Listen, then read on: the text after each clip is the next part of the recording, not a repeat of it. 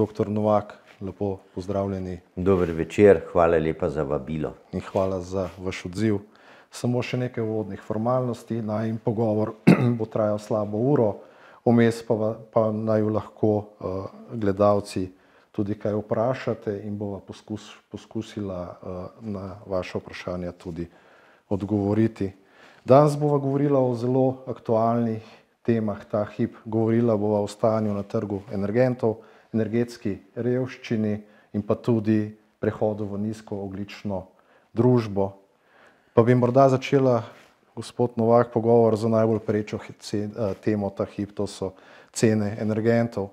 Verjetno ga danes ni državljana v Republiki Sloveniji, ki se v zadnje pol leta ne bi srečal z višjim zneskom na položnicah. Ne glede na to, ali gre za elektriko, zemeljski plin. In bi vas mogoče kar vprašal, kako vi ocenjujete to stanje na trgu energentov, kje so vzroki za to? Stanje, že v številnih drugih intervjujih sem povedal, stanje na področju energentov je pravzaprav povzročeno z nekaterimi političnimi in nekaterimi gospodarskimi vzroki. V Evropi imamo situacijo, da smo po obnovi delovanja industrije po prvem valu covida prišli na povečano proizvodnjo, ker je pa Evropa pred letom ali letom in pol prešla na tako imenovano tržno gospodarstvo na plinu, ki je osnovno gorivo za številne termoelektrarne, se je zgodilo to, da je trg na plinu podivjal. Rezultat tega je bil, da je podivjala tudi cena elektrike, ker so pač elektrarne na plin proizvajale z dragim plinom. Poleg tega so se vključili še nekatere druge stare elektrarne na premog. Dve nuklearni elektrarni v Nemčiji sta se ugasnili koncem leta. Rezultat tega je, da so potem trgovci z elektriko in s plinom povzeli najvišje možne cene, ki so na trgu. In seveda, ker smo mi del tega evropskega trga, čutimo posledice tudi mi. O ceni elektrike v Sloveniji mogoče bova govorila kasneje, vendar situacija je takšna, da v Sloveniji, ko imamo vse elektrarne državne in ko imamo domačo vodo, domače gorivo premog in pod narekovajem domače gorivo jedrsko gorivo, proizvajamo elektriko po povprečni ceni, po mojih dosegljivih podatkih, ki je okoli 55 evrov na megavatno uro, to je 5,5 centov na kilovat uro, z upoštevanjem 15% dobička proizvajalcev in 5% za stroške distributerjev. Torej, država ima v rokah elektriko, ki jo proizvajamo s to ceno. Zakaj je cena sedaj 200 evrov za megavatno uro? Zakaj trg dela tako, kot dela, se morajo vprašati tisti, ki so vzpostavljali trg.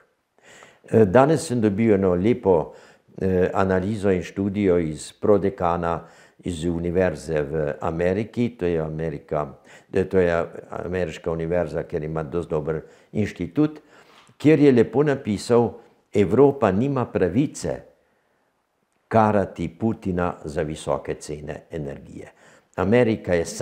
Evropa je sama svojim tržnim gospodarstvom povzročila nihanje cen na energetskem trgu, kljub temu, da energije ne manjka v svetu. Samo trenutno so primanjkljaji in te primanjkljaje izkoriščajo trgovci. No, zdaj ste v bistvu odprli dve področji, ki se tudi meni zdita ključna. Eno je področje zemeljskega plina, drugo pa elektrike. In tako kot ste sam omenil, mi smo na področju elektrike praktično samooskrbni v Sloveniji. Okrog sicer številke varirajo po letih, ampak tam nekje 90% elektrike proizvedemo za svoje potrebe. In tu se absolutno strinjam z vami, da bi država lahko posegla na ta trg in omilila te, rekel, enormne podražitve, ki so že bile, pa tudi te, ki še prihajajo, ker napovedujejo se še bistveno višji dvigi cen. Drugo je pa področje plina, kjer pa mi nismo samooskrbni, plin uvažamo in tukaj bi vas mogoče vprašal, kakšen je vpliv tudi, rekel, političnih odločitev na cene tega energenta, se pravi plina v Sloveniji. Namreč vemo, da da se gradi tudi nov Severni tok 2, ki bo šel mimo Ukrajine, ampak ključna stvar se mi zdi, ali bi lahko politika tu odreagirala drugače in na ta način, rekel, optimirala ceno zemeljskega plina. Če pogledamo najprej elektriko. Električna energija je seveda dobrina, ki se danes tudi prodaja na trgu. In ne pozabite, slovenske elektrarne so v Slovenskem državnem holdingu. To se pravi, SDH je zahteval od njih 15%, ja, je zahteval 15% donos in seveda vsi direktorji so dolžni prodajati elektriko s tem ali večjim donosom. Država se kot pod narekovajem ne bo vtikala v to, važno, da je donos. Torej, kaj se je zgodilo?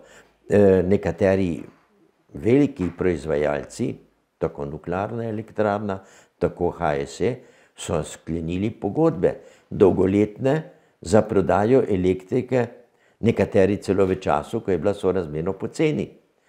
In sedaj jo morajo prodajati, ker pogodba je velja. In smo si zavezali sami sebi zanko okoli vratu.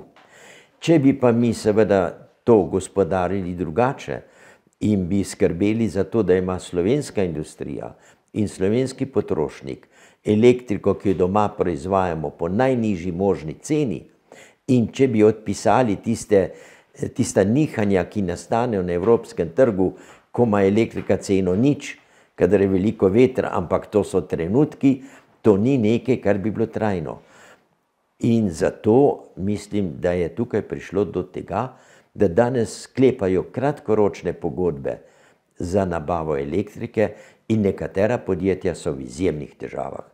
Torej, moram reči, za slovensko industrijo je edina rešitev, da država vzame zadeve v roko, preko SDH-ja, kakorkoli že ima svoj nadzorni svet, tam in uredi pogodbe, ki so še veljavne, se morajo pač spoštovati, potem pa mora urediti trg z elektriko tako, da se bo vedelo, da je zagotovljena elektrika v vsakem trenutku slovenskemu gospodarstvu in potrošniku. Po ceni, ki jo mi proizvajamo, plus tisti dobiček, ki sem ga rekel, vsaj 15% ni malo. Ni slabo dobiček. No, drugo je pa plin. Pri plinu so težave nekoliko večje, mi smo 100% odvisni od ruskega plina, pogodbo z Alžirci smo prekinili, zakaj, morate vprašati tudi mogoče nekatere politike, ne toliko strokovnjake, mi smo imeli dovod z dveh strani, smo ga pač prekinili in sedaj imamo situacijo, da smo vezani na en sam plinovod, ki prihaja preko Belorusije, preko Ukrajine, v Baumgartner, kjer imamo skladišče plina in potem od tam k nam. Mi imamo sorazmerno majhen pretok plina iz Hrvaške, celo negativni je, in na to ceno se ne da vplivati. Zakaj je ta cena zdaj tako zrasla? Zrasla je zato, ker so bile do nedavnega narejene in Gazprom je želel imeti dolgoročne pogodbe z vezano ceno plina na ceno nafte.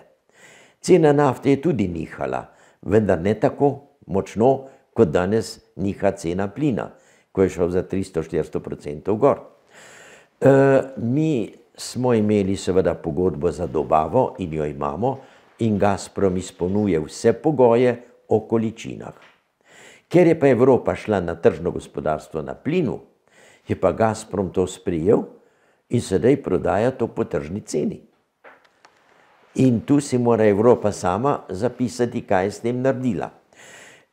Potem imamo pa še eno težavo, o kateri ste vi rekel, ali je političen odnos, ki je vplival na stanje, kakršno je. Kakor vemo iz objavljenih časopisov in novic, sta bila predstavnika slovenske družbe Geoplin, pa tudi Petrola v Moskvi, kjer ste se pogovarjala o dobavah, pa verjetno tudi o cenah plina. V času, ko je Slovenija z velikim veseljem sprejela ponudbo ZDA, da naj kandidiramo kot vzhodna dežela proti Belorusiji v varnostnem svetu. Z vsem spoštovanjem do naših diplomatov, ki so z veseljem to sprejeli, ker je pač to biti član varnega sveta zanimivo, vendar gospodarsko popolnoma neinteresantno za Slovenijo, je bila posledica seveda ta, da mi poceni plina iz Moskve še dolgo ne bomo videli. In to je verjetno eden od razlogov, zakaj imajo naši ljudje višje zneske na položnicah. Mogoče bi vas vprašal predvsem to, ali se lahko v bližnji prihodnosti pričakuje upad cen plina, nafte, energentov nasploh? Zelo težko. Svetovne ocene so bile do nedavnega, da bi se naj po zimi, ko bo potrošnja vendarle padla, stvari umirile. Ven pa z ozirom na politično situacijo, kakršna je danes, z ozirom na to, da se Severni tok ne želi uporabiti v praksi, ker so proti Amerikanci, proti je NATO, Nemci so v veliki stiski, kaj zdaj narediti, ker so na njega računali. Mislim, da je ocena, da bo cena energije zrasla za okoli 50% dolgoročno, preko celega leta in morda še v naslednje leto 2023. Govorim za plin. Plin bo ostal verjetno na ceni, ki bo blizu 100 evrov za megavatno uro, kar je 4-krat več, kot je bil do sedaj. Da bi pa padel nazaj na 80-70, kar se je zgodilo zdaj, ko je prišla velika ladja utekočinjenega plina iz Amerike, je malo verjetno.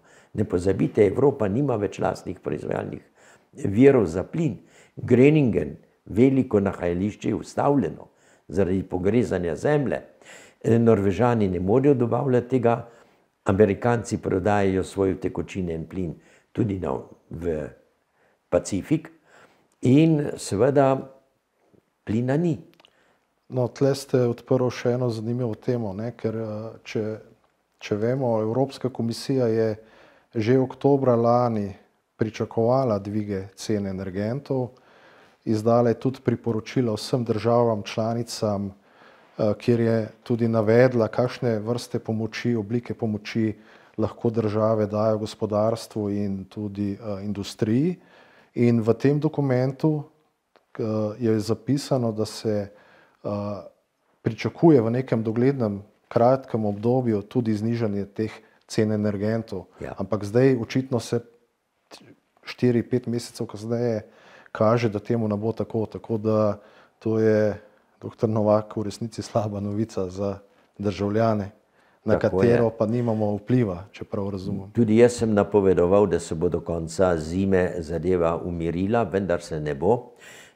Moram reči, da je opozorilo bilo pravočasno.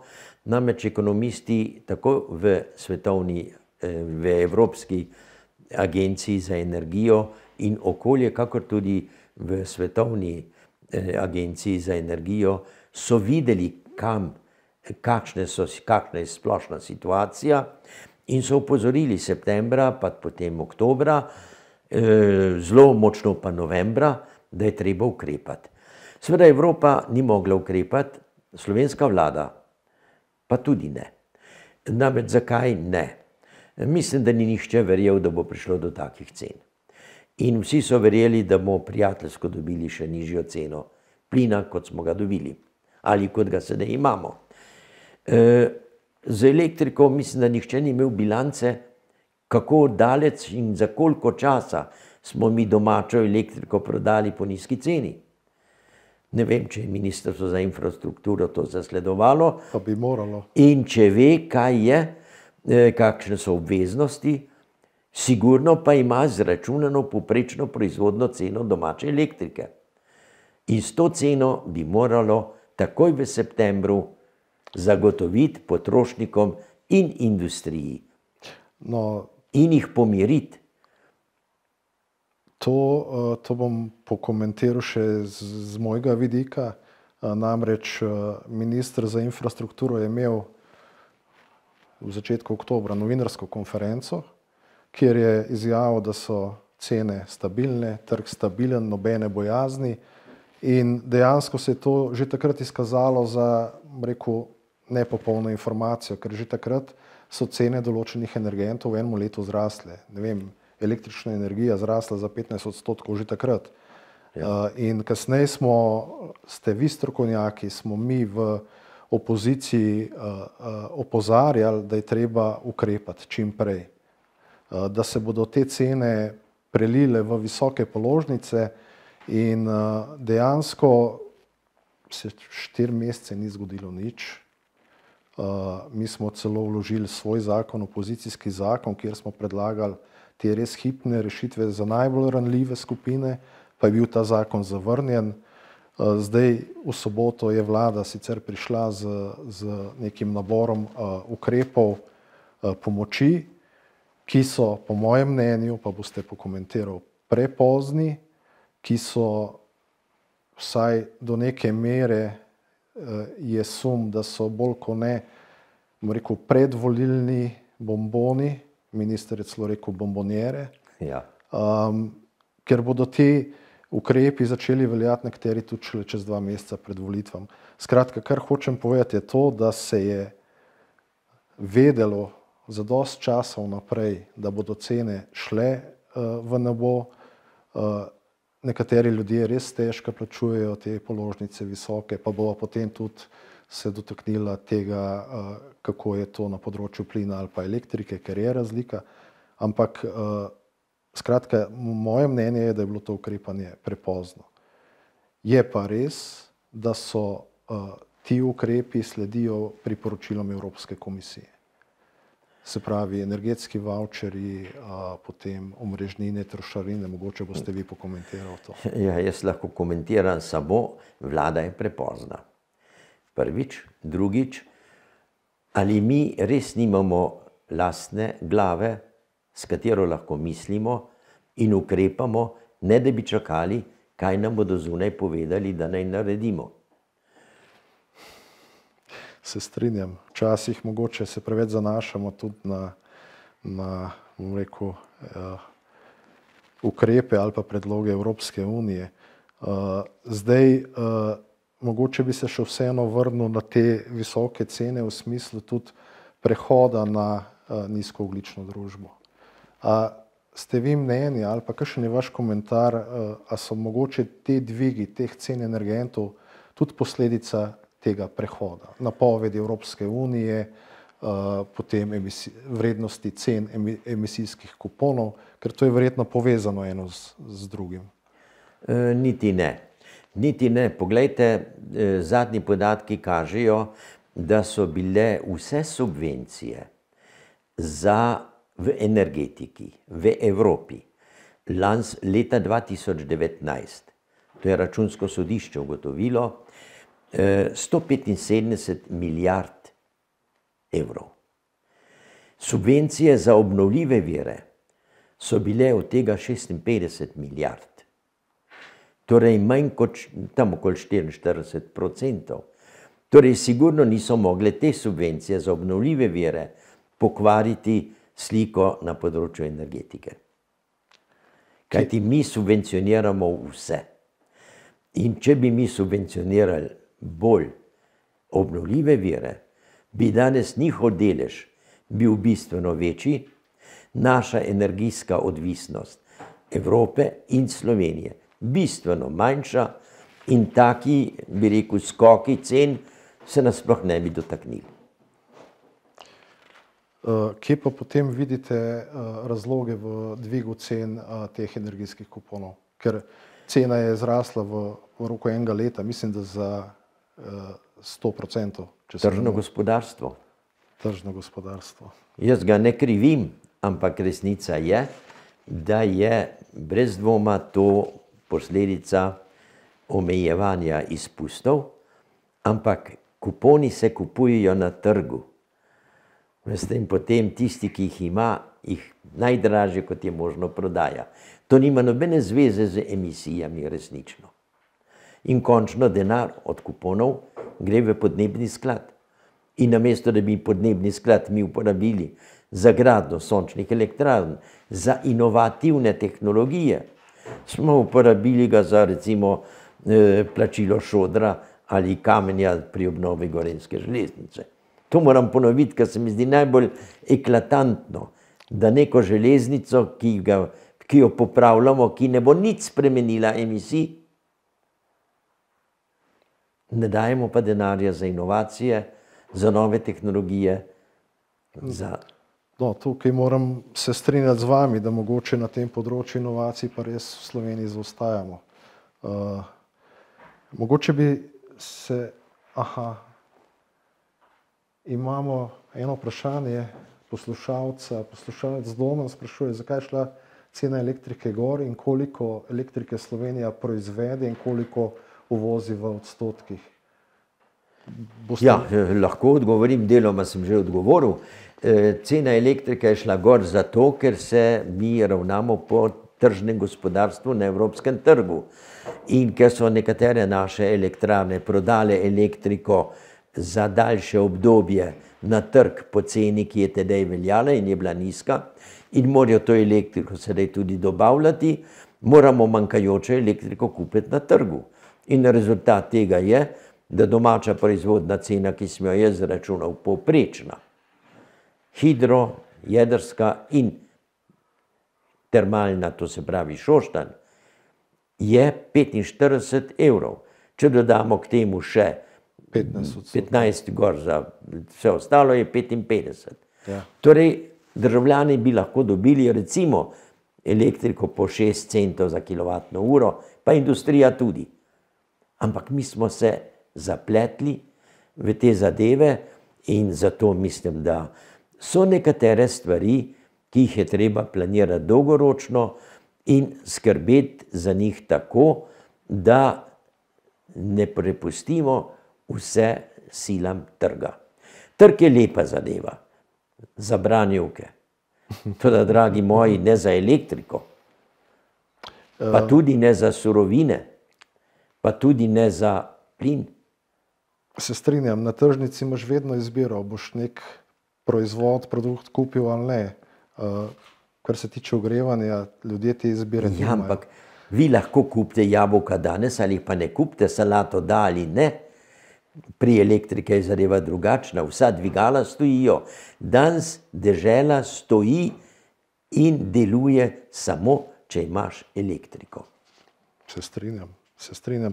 Mogoče bo ta energetska kriza vseeno povzročila nek ponoven premislek ali pa nek nov družbeni konsens. Katja je še vprašala, koliko jo proizvedemo in koliko uvozimo. Ja, torej, zadnji podatek iz leta 2020, statistika EBRS Slovenije je, da imamo mi 2% viška.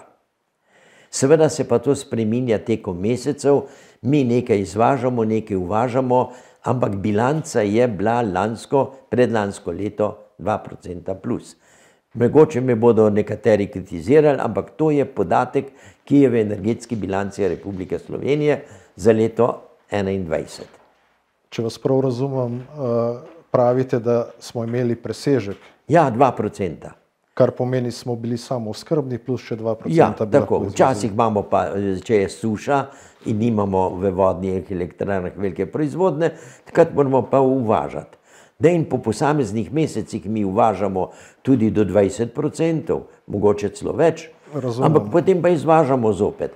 Ampak končna bilanca je pa takšna. To si vsakdo lahko pogleda na spletni strani. No, verjetno so te podatki tudi različni, ker jaz, ko sem iskal, ko sem se pripravljal na ta intervju, sem zasledil pač podatek, da smo nekje 92% samooskrbni, ampak verjetno je to stvar metodologije, stvar... Jaz ne govorim to iz uradnih dokumentov, to je uradna bilanca, energetska bilanca Republike Slovenije, ki jo je statistični urad pripravil in ki je na spletni strani Ministrstva za infrastrukturo. in takšno je stanje bilo leta 2000. Kar pomeni, da če bi se država odrekla tistemu svojemu deležu dobička, bi lahko naši ljudje plačevali ceno elektrike po... Pa če ne bi bilo pogodb dolgoročnih za prodajo elektrike na evropskem trgu. Veste, to je zdaj plus in minus. Enkrat zaslužiš, enkrat zgubiš. Razumem. In špekulacije so tiste, ki so pripeljali sedaj veliko večino industrije v težko situacijo. Državo imamo zato, da pazi, da špekulacije ne škodujejo državljanom in državi. Če ne potrebujemo, pa imamo lahko samo trg. Zakaj imamo parlament, zakaj imamo vlado? Če bo trg vse uredil, kaj pa je stravem? No, parlament še kar obdržimo, no. Jo, prostite, ampak... Ne, hecam se. Se razumemo, ne, v šali je rečeno.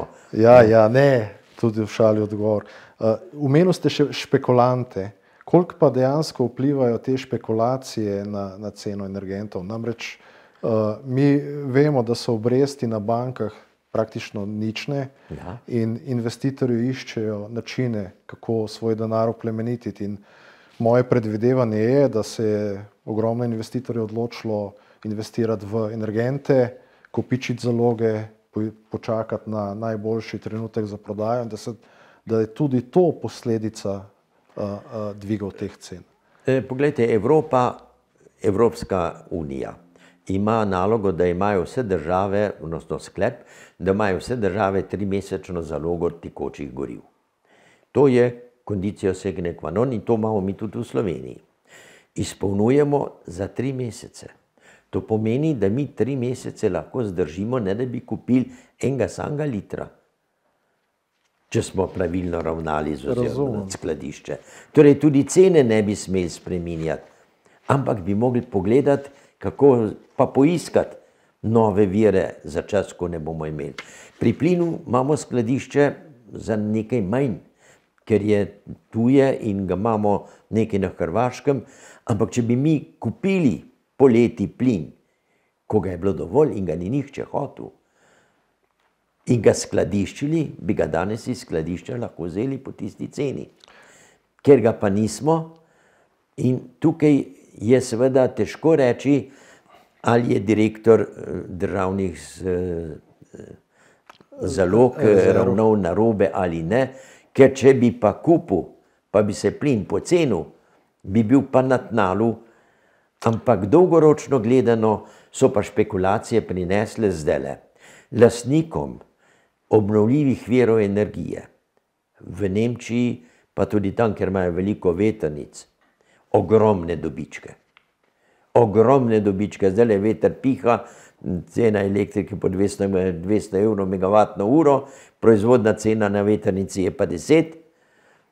Torej prihaja in zato je Italija že ukinila vse subvencije za nazaj, bo pa računala, Nemčija pripravlja ravno tako, da bi te dobičke pobrali nazaj, ker so nenormalni. In bodo s tem skušali stvari urediti. Mogoče bi se še vrnil, še eno vprašanje imamo Sonja. Naj sprašuje, v Sloveniji se veliko govori o vetrnicah kot čistem viru energije.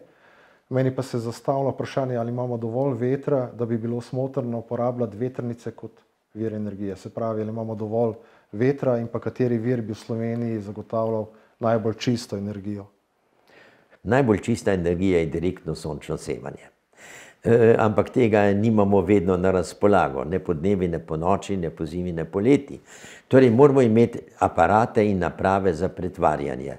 Vetrnice v Sloveniji mi lahko gradimo, mi imamo projektov čez 500 megavatov, samo nimamo lokacij odobrenih.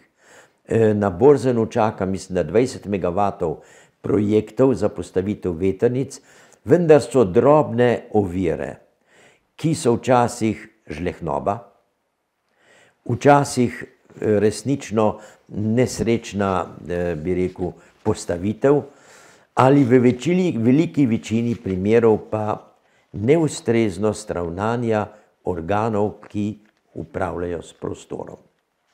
Vnaprej bi bilo potrebno določiti, kje se to lahko gradi, da se natančno ugotoviti, kje so pozicije dobre In tam bi mogla država reči, tu bomo gradili vetrnice v javnem interesu. Se strinjam.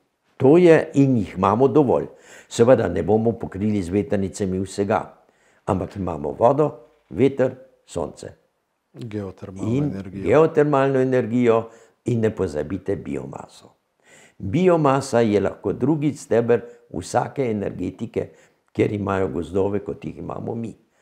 Namreč 11% biomase, ki zraste na slovenskih tleh, lahko uporabimo za proizvodnjo vseh goriv, če prištejemo zraven še vodik iz sonca, ki ga moramo dobiti, in smo samozadostni. Ali mi verjamete, da 11% biomase v Sloveniji zgnije? In pri gnitju gre CO2 v zrak. Prej ga je pa sonce preko fotosinteze vzelo iz zraka v rastlini. In odpadno rastlino, ali je zelena, ali je staro drevo, ali je odpadek lesni, mi lahko pretvorimo v dizel, v metan in metanol. Jaz bi zdaj mogoče odprl še eno področje, ki je bilo v javnosti tudi zelo odmevno, govorim pa seveda o ogrevanju preko skupnih kotlovnic. Ja. To se dogaja praktično po vseh večjih mestih. Enostavno so ta gospodinjstva, ki plin uporabljajo za svoj gospodinjski odjem, plačevala elektriko po ceni poslovnega odjema, ki pa vemo, da je šla v nebo. In enostavno so ljudje že obupani. Problem daljinskega ogrevanja na plin je v Sloveniji zelo jasen. Upravniki so ravnali ekonomsko utemeljeno. Dokler je bil plin za poslovne odjemalce cenejši od lokalnih odjemalcev, so kupili tega. In zdaj, ko je pa se zadeva obrnila, in pa seveda oporekajo, da so poslovni odjemalci, da niso individualni odjemalci. Individualni plin je bil vedno dražji zaradi dražje mreže. Ampak omrežnino mi plačujemo posebej. Ne pozabite. Omrežnina je ena zadeva in zato je bil omrežnin za posameznega dražji. Plin kot takšen pa ni bil bistveno različen. Čeprav je bil cenejši za potrošnika, za poslovnega potrošnika, ker on je vzel 1 milijon kubikov na leto in velika količina, manjša cena. Da so se pa zdaj dobavitelji uprli, da bi dali cenejši plin za potrošnike, je pa po mojem mnenju seveda vezano na tržno gospodarstvo. Oni ravnajo kot tržni gospodarji, nihče noče iti v izgubo. Zašpekulirali so se pa vsi. No, verjetno je problem, da se pač teh pogodb ni sklenilo pravočasno, takrat, ko je bil čas, to je poletje, da so vsi čakali in špekulirali. Ampak zdaj, če se postavlja v vlogo enega tega gospodinjskega odjemalca, ki zdaj dobi, ne vem, 2-kratno, 3-kratno višji znesek na položnici, je vseeno po neki naravi stvari pravilno, da se te odjemalce, ki se ogrevajo preko skupne kotlovnice, izenači z individualnimi odjemalci. O tem ni dvoma. Oni so ravno tako individualni odjemalci, samo da imajo malo večjo napravo, ki je skupaj. Oni sodijo v široko potrošnjo in plin za široko potrošnjo mora biti. Seveda je pa, jaz razumem tiste, ki prodajajo in kupujejo plin, da morajo iti v izgubo. Tu bi pa država lahko rekla, v redu, potrošniki boste dobili plin po ceni, ki je za potrošnike, mi vam bomo pa v bilanci pokrili izgubo. Ne pa, da zdaj enega po enega financiramo, enemu 140, drugemu 250, tretjemu nič, če je prekoračil tisto mejo. Ne, to je treba urediti normalno. Res je, da tisti, ki so bolj bogati, bi potem imeli cenejše ogrevanje. Ampak veste, v Sloveniji ni veliko zelo bogatih ljudi. Žal ne. 245 tisoč ljudi živi pod pragom tveganja revščine. Seveda. Ja, se strinjam. Mislim, zdaj, To je vloga države. To je vloga države. Ne reči, da država nima nobene vloge. Ma. Torej se strinjava. Se strinjava. In torej mora ukrepati in narediti tako. Veste, zakonodaja je včasih malo čudna. Enkrat prisegamo na trg, kadar nam to odgovarja. Kadar nam pa ne odgovarja, takrat pa kličemo seveda državo. Jaz to zdaj kličem. Ampak zakaj? Zato, ker vem, da trg ni vsemogočen. To so ugotovili že ekonomisti ne vem koliko desetletij nazaj. No, tle bom se pohvalil, bom rekel, tudi nas, ki smo v parlamentu, na pobudo LMŠ je dejansko vlada šla v postopek izenačitve teh odjemalcev, poslovnih in pa, se pravi, poslovni odjem in pa gospodinjski odjem, in vlada ima to nalogo in kolikor jaz se razumem, bojo to tudi naredili, se pravi, da se te odjemalce preko skupnih kotlovnic izenači. No, pol mi pa povejte, kaj bo pa vlada pol naredila, če bo poslovni plin cenejši od tega? Ne. To je zdaj rešitev, kjer bodo tudi, če bodo razlike, se pravi, če bo šel poslovni odjem zopet dol, dejansko je pravilno in pravično, da so vsi enako tretirani. No, to je bistvo. To je bistvo, enak tretma za vse. Namreč, veste, izvorna cena plina je eno. Trošarine in pa omrežnina je pa druga zgodba. Omrežnina je za individualni odvzem vedno višja kot pa za kotlovnice. Trošarino pa vi lahko uredite v skladu z pooblastili, ki jih ima država. Kakšno pa je vaše mnenje na ta ukrep države, ko je znižala oziroma za 3 mesece oprostila plačilo omrežnine za elektriko odjemalce? Distribucijska podjetja že sedaj jamrajo, da ne morejo pokrivati stroškov za razširitev mreže. In seveda s tem znižanjem omrežnine so seveda prišli iz dežja pod kap. In moram reči, da tudi agencija, ki je predtem povišala omrežnino, je to delala na pritisk distributerjev, ker morajo vlagati v nove mreže. Edina rešitev, ki jo jaz vidim, je v tem, da čim hitreje in čim bolj intenzivno vlagamo v individualne sončne elektrarne. In razbremenimo mrežo, kjerkoli je mogoče. Seveda pa to ni samo razbremenitev mreže, kajti na drugi strani moramo pa izjemno veliko vlagati v digitalizacijo, da lahko v te množico majhnih potrošnikov uravnavamo, da sistem ne pade. Po drugi strani pa, ker je tukaj tudi vprašanje sončne elektrarne za samooskrbo, to je tisto, kar je tudi GEN-I začel delati in to bi mogli mi pospeševati. Kjerkoli je mogoče, je v Sloveniji treba napraviti zadruge in narediti zadružne elektrarne za bloke, za skupino hiš, za karkoli, mi to imenujemo samooskrbne skupnosti. Imamo slovenski izraz star zadruge. Združimo se v zadrugo, naredimo vse hiš, strehe pokrijemo z sončnimi paneli, kupimo baterije, lahko tudi ta poceni, jih namestimo v zaklonišča, naša zaklonišča so prazna, nevzdrževana, če bi pa v njih namestili baterije za posamezno področje, bi pa imeli tudi zalogo za čas, ko ni sonca, preko noči in mogoče celo za kakšen del zime. Ampak po zimi, kjer imamo velik pritisk na električno omrežje s toplotnimi črpalkami, imamo pa mi drugo rešitev, ki jo jaz ponavljam že 5 let, pa nihče noče slišati. A smem povedati? Seveda. Slovenci pokurimo skoraj 2 milijona kubičnih metrov drv.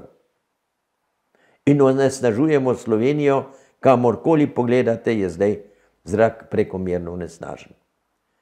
S temi drvmi bi mi lahko proizvedli v obliki mikrokogeneracij, majhnih kogeneracij, 63% vse elektrike, ki jo potrošniki rabijo. In ker te mikrokogeneracije lahko delajo na odpadke lesne, ne samo na drva, ampak na odpadke, na podeželju, kjer je mreža najbolj obremenjena. In če bi zamenjali sedanje kotle, ne z novimi kotli za biomaso, kar propagira Ekosklad, popolnoma narobe, ampak zamenjali s toplotnimi črpalkami in mikrokogeneracijami. Mikrokogeneracije delajo elektriko, ko je najhujši mraz, in delajo toploto, da ogrevajo hišo. In mi s elektriko pokrivamo potrebe toplotnih črpalk, na drugi strani pa pokrivamo bližnje hiše s toploto. Pa je to tehnologija, ki je v svetu že poznana? Ja, vsi jo razvijajo in v zadnjem letu je množica malih proizvajalcev. Mi imamo tako proizvodno pripravljeno tudi doma, samo lastniki tehnologije ne morejo dobiti 5 para iz podnebnega sklada ali pa iz drugih virov, da bi postavili tovarno za proizvodno teh naprav. Kajti mi ne rabimo drugega kot tovarno. To se pravi halo, nekaj strojev, pa 20 delavcev, ki bodo to sestavljali. Zdaj le teče preizkus v Mariboru čudovitega uplinjevalnika, ki je remek delo z ozirom na to, da v njega gre lahko vsa umazanija, pa ven pride čist plin. Moram reči, da me to čudi, glede na to, da ta vlada je, bom rekel, precej radodarna z pomočjo v teh časih. Včasih je ta pomoč gre tudi v neprave roke, tako da... Imamo še drugo tehnologijo, če smem povedati, ki je še bolj zanimiva. Promet onesnažuje 40%. Drži. Ne TEŠ6. Promet je problem. Drži. Ampak mi imamo tehnologijo, da lahko proizvajamo dizel iz lesnih odpadkov. Če pustimo teh 1.900.000 drv za tam, kjer so do sedaj bili, imamo mi poleg tega še drugih odpadkov vsaj 1 milijon ton. Pa imamo smeti organske, iz katerih mi lahko delamo dizel, organski, bio, samo ne smemo reči bio, ker je to sintetičen dizel. Kolegi, ki imajo to tehnologijo, so izvozili v Kanado. Tam je delala več 10.000 ur. Pri nas ne moramo postaviti 300 kg na uro eksperimentalne naprave že 5 let.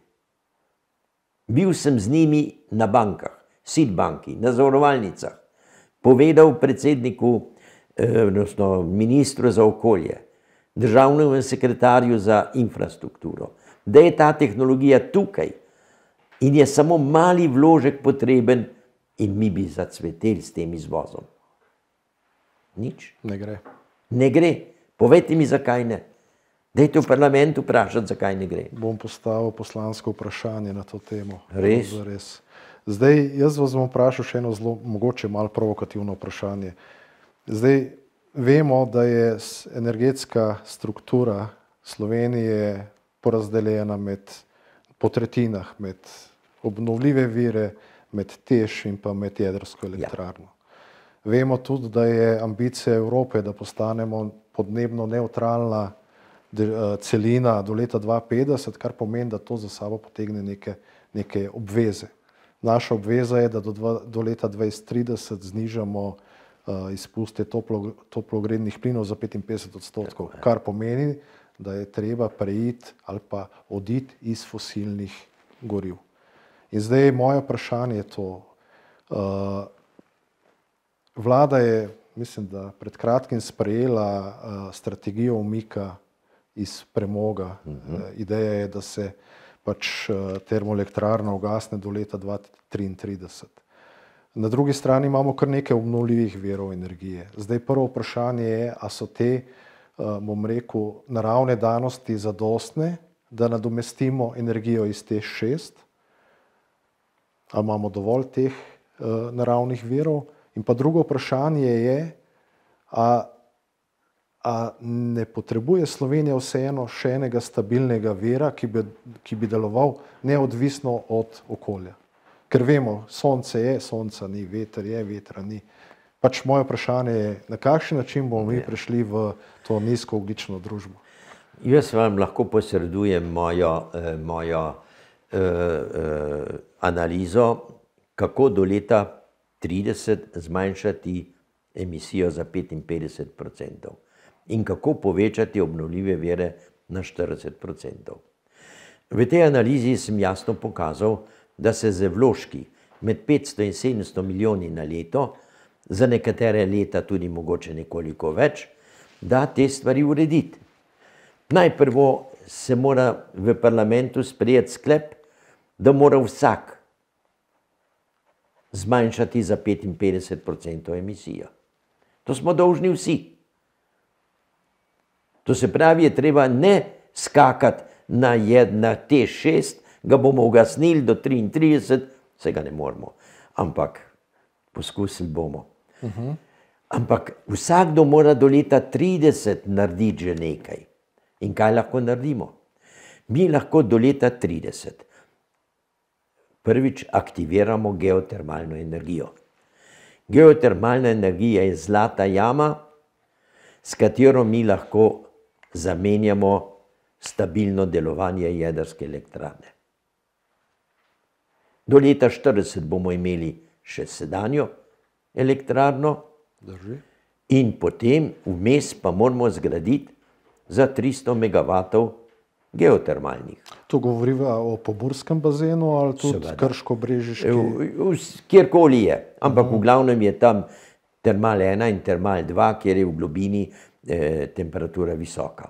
Namreč, mi imamo tehnologijo, ki ni vezana na vodo. Mi lahko danes geotermalno energijo izkoriščamo, tudi če ni vode v vrtini. Ampak mi naredimo prenosnik toplote, ker lahko horizontalno vrtamo in če imamo vročo kamenino, jo hladimo z vodo in ta zadeva dela gravitacijsko in jo mi lahko zgradimo kjerkoli hočemo. Samo nekaj je pa res, treba je vlagati. Treba je vlagati. Če bomo mi vložili zdajle nekaj milijard v jedrsko elektrarno, dajmo se dogovoriti. Jedrska elektrarna bo koštala 7 milijard pa pol. To je moja ocena, pa zdaj se bližajo tudi ostali k tej oceni. 1 milijarda stane razgradnja sedajne elektrarne, samo Slovenijo. 2 milijardi je celoten strošek. Koliko denarja pa mi zbiramo zdaj za razgradnjo? 10krat premalo. Ampak, če mi do leta 30 vložimo v geotermalne energije, v hidroelektrarne in če vložimo še nekaj denarja v plavajoče elektrarne na zajezitvah slovenskih hidroelektrarn, potem mi lahko na teh jezerih postavimo približno 3500 megavatov sončnih elektrarn, ki bodo šparale vodo po dnevi, ko sonce sije, za proizvodnjo po noči. Tle bi vas jaz še nekaj vprašal. Omenili ste, da bi bila potrebna investicija v obnovljive vire med 500 pa 700 milijoni evrov letno. Ampak to pomeni, to je investicija. Ti računi so narejeni po cenah Evropske, IRENE, to je Mednarodna agencija za obnovljive vire energije. Cene so vzete, kakšne se na trgu danes dosegajo in jih mi lahko tudi dosegamo in bazirajo na količini potrebnih vetrnic, potrebnih sončnih panelov, potrebnih hidroelektrarn in tako dalje. No, to sem hotel dodati. In to pomeni, veste, ogromno domačega dela. Ta denar ostane doma, se vrti v domačem krogu. Tudi Bisol, ki uvaža sončne celice, tiste ta male škatlice iz Tajvana ali pa iz Kitajske, doda 50% svojega lastnega dela. In potem, ko montiramo te panele, dodamo še naslednjih 30%. Torej, to je čisto nasprotje od tistega, kar nam nudi jedrska elektrarna. Tukaj imamo svojo energijo, lastni vir, imamo neodvisni od uvoza, imamo veliko delovnih mest. No, jaz sem nekje prebral, da je problem obnovljivih virov energije, da jih je težko shranjevati. Tako je. In na nek način to razumem, ker enostavno elektrika ni voda, da bi jo natočili v neko posodo, ampak je hipna. Ne? Tako da zdaj po mojih informacijah, po mojem razumevanju, Slovenija vseeno potrebuje nek stabilni vir energije, ki bo deloval in po dnevi, in po noči, in po leti, in po zimi. Ja. In zasledil sem, da je Evropska komisija jedrsko energijo uvrstila na seznam zelene, ne pa obnovljive, in plin. Tako da vseeno so tukaj očitno neka mnenja, ki so različna. Nekatere države se fokusirajo bolj v jedrsko, druge bolj v druge vire. Tako da je to neko, no man's land področje. Ja, vi se lahko odločite za eno ali drugo. Tudi Evropska komisija je rekla, mi ne bomo prepovedali jedrske energije. Naj jo gradi, kdor jo hoče. Zdaj se pogovarjamo samo o tem, ali jo bomo gradili s poceni denarjem ali z dražjim denarjem. Razumem. Ker že tako ali tako nobena jedrska elektrarna trenutno ni konkurenčna obnovljivim virom. Poglejte primer iz Amerike. Westinghouse je začel graditi pred 10-15 leti 2 elektrarni A5000. To je to, kar mi zdaj le špekuliramo, da bomo kupili od Amerikancev. Gradijo jih 6 let zamude. Veste, koliko je končna cena teh 2 elektrarn 1100 megavatov skupaj z financiranjem, ker so mogli vzeti kredite in tako naprej? 34 milijard dolarjev. 17 milijard za eno. Verjemimo, da bomo mi naredili to za 8 milijard.